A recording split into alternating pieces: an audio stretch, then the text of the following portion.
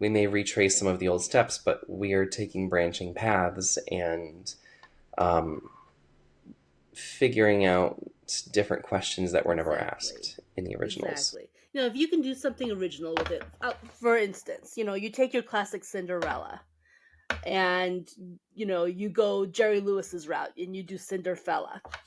Original, different, cool. Or, what's her name? Drew Barrymore with Ever After. Different slant. It Love was that. very well done. Hmm.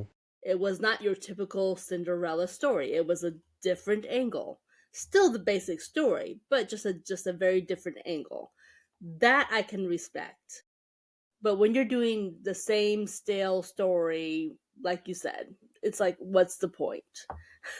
And you know, that's where you have to give. No one wants Yeah, to, yeah. Go ahead, please. Please go ahead. yeah, no one wants to reread or rewatch the exact same thing Yeah, again. and why would You you? know, I think of, you know, and I think of, oh, what was it? There was a Cinderella story that Hilary Duff was in at one point, and I thought that was quite good when it came out. It gave it a modern kind of spin. It's set in high school, so it appealed to me. At that time, I was pretty young when it came out. Um, but then there was a Selena Gomez, Oh, another now Cinderella that one was story, good. I and I'm liked like, that one with the music.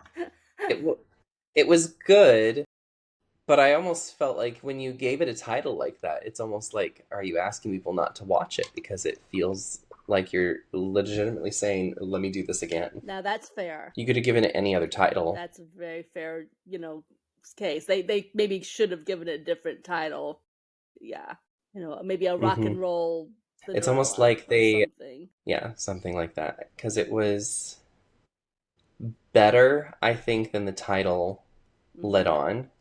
And had they given it a different title, it might have come out of the shadow of a Cinderella story with Hilary Duff. Because if I'm looking for that, the Hilary Duff one is always going to be the one that I pull up.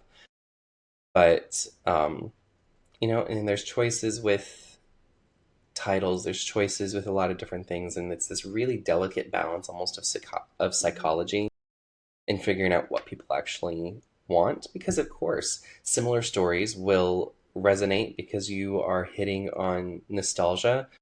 But a lot of people really enjoy Uncrustables, for example. It's familiar, it's very childlike food, Hmm.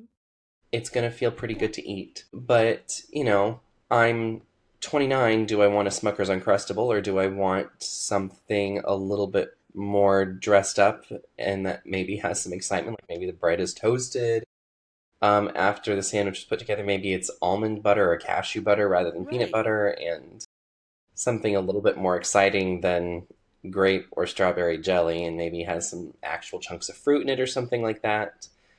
Add a savory element or something like that, like oh, I don't know, pretzels or something like that to have some crunch or something.